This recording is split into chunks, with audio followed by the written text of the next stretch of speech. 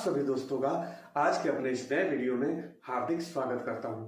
जी हाँ दोस्तों, गर्मी का मौसम है और गर्मी चरम पर है, परंतु पहले वाली गर्मी इस बार नहीं लग रही है। उस टाइप का कंटिन्यू जो गर्मी हुआ करती थी मार्च के बाद से और लगभग जून तक, उस टाइप का नहीं है। बीच बीच में बौछारें हो रही हैं, ओले वृष्टि हो रहे हैं, तो मौसम ठंडा और गर्म और ठंडा हो रहा है। कुछ भागों में बारिश हो रही है, कुछ भागों में नहीं हो रही है, कहीं सूखा पड़ा हुआ है, कहीं बाढ़ टाइप का आ जा रहा है। तो मौसम जो हमारा है वो पहले जैसा अब नहीं रहा, कभी भी कुछ भी हो सकता है। तो इस गर्मी की छुट्टी में बहुत सारे लोग प्रतिवर्ष ठंडी जगहों की तलाश में छुट्टियां बिताने के लिए बाहर जाया करते हैं, अपने घरों से, अपने शहरों से, अपने नगरों से। बहुत सारे लोग अपने देश में ही हिमालय पर कई स्थान है वहां जाया करते हैं, और बहुत सारे सामर्थ्यवान लोग ऐसे भी हैं जो स्विट्जरलैंड टाइप की ठंडी जगह में या यूरोप के और भी कई देश ऐसे हैं वहां अपनी छुट्टियां बिताने जाते हैं अपने बजट के अनुसार। तो दोस्तों, जो बहुत सारे भाई मित्र लोग हैं जो भारत के हिमालय पर जाते हैं, तो उन्हें एक सावधानी जरूर रखनी चाहिए। जी हाँ, विज्ञान और अध्यात्म दोनों कभी साथ साथ नहीं चले। इन दोनों के जो विचार हैं विज्ञान के अलग होते हैं और अध्यात्म के अलग होते हैं। अध्यात्म के हिसाब से हिमालय कब से है उसकी कुछ अलग व्याख्या है, और विज्ञान के हिसाब से हिमालय का अस्तित्व कब और कैसे आया इसकी अलग व्याख्या है। और दोनों ही को मानने वाले अलग अलग वर्ग भी हैं। और जो विज्ञान को मानते हैं उन्हें ये पता है कि पृथ्वी के टेक्टोनिक प्लेटों के टकराव की वजह से जो भाग उभर कर समुद्र तल से ऊपर की तरफ आया, वो हिमालय का वही स्वरूप है।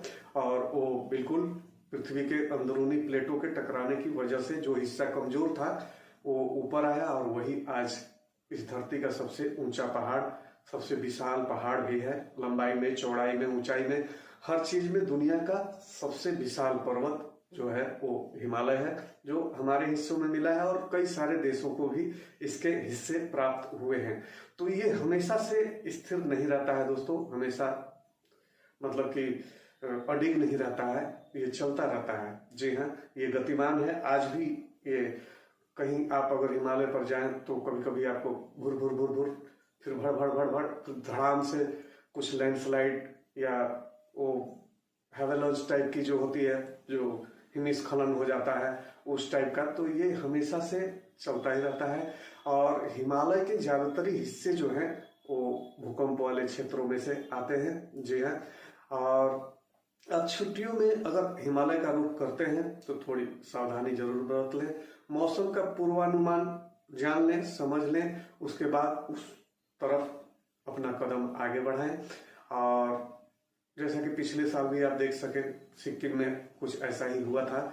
और अभी 2-3 दिन पहले ही मैंने सिक्किम टूरिज्म से बात की थी कि मैं नॉर्थ सिक्किम जाना चाहता हूं, तो आपकी क्या राय है। तो उन्होंने हमें ये समझाया कि नॉर्थ सिक्किम में जो पिछले साल फ्लड की वजह से जो सड़कें बह गई थी, उस कारण से आप नॉर्थ सिक्किम नहीं आए। अगर आप आते हैं तो ईस्ट सिक्किम या गैंगटोक वगैरह घूमकर या दार्जिलिंग वगैरह घूमकर और वापस जा सकते हैं। परंतु अगर आप नॉर्थ सिक्किम यानी गुरु दोगमत लेक की तरफ आते हैं तो थोड़ा रिस्क है।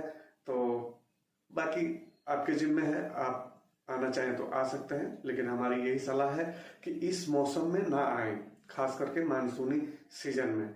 तो दोस्तों, पूरे हिमालय भूभाग में कहीं भी आबादी या पूरे धरती पर आबादी जो कहीं बसती है तो बिना पानी के नहीं बसती है, और नदियों के किनारे ही डेरा होता है आवाम का।